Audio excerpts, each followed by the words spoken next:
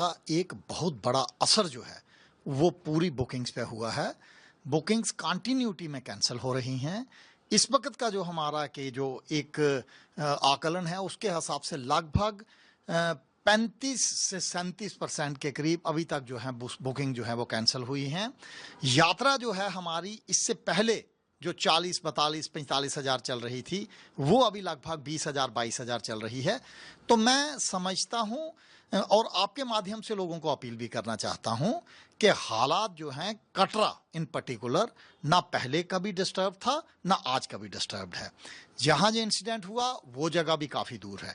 और अगर पूरी यूनियन टेरिटरी की जम्मू कश्मीर की भी अगर हम बात करें तो इन टोटलिटी सारे हालात ठीक हैं। इस तरीके के इंसिडेंट्स आपको पार्लियामेंट हाउस में और बाकी जगहों पर भी मिल सकते हैं।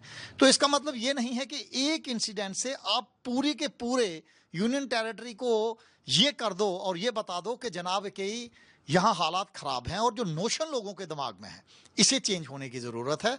और मैं आपके माध्यम से कहना चाहता हूँ कि हालात चाहे कश्मीर है, चाहे कटरा है, चाहे कहीं पर भी है, ऐसे ही हैं जैसे पहले थे।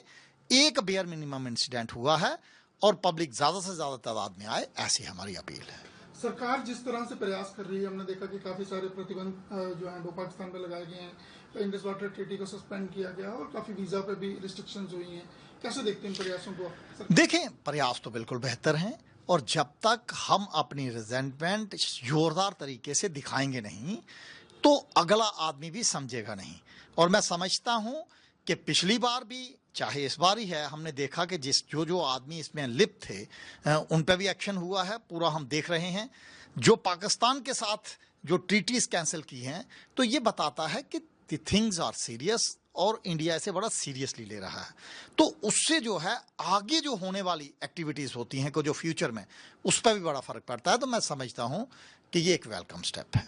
जम्मू कश्मीर की इकॉनमी है वो मेनली टूरिज्म पे डिपेंड करती है। चाहे घाटी की बात करें, चाहे जम्मू रीजन की बात करें, 1 करोड़ से ज़्यादा श्रद्धालु माता वैष्णो देवी के दर्शन के लिए यहाँ पहुँचते हैं। और बैक टू बैक इंसिडेंट हुए हैं। पिछले साल शिवखोड़ी की बात करें, इस साल ये हुआ है। तो ओवरऑल इंडस्ट्री को कितना सेटबैक है? क्योंकि कुछ लोगों से जब हमने बात की उन्होंने कहा कि अब उभरना ही शुरू हुए थे और उसके बाद ये सब घटना एक बार फिर हो गई। देखें, इसका इम्पैक्ट तो जैसे मैंने बताया कि बहुत ज़बरदस्त है।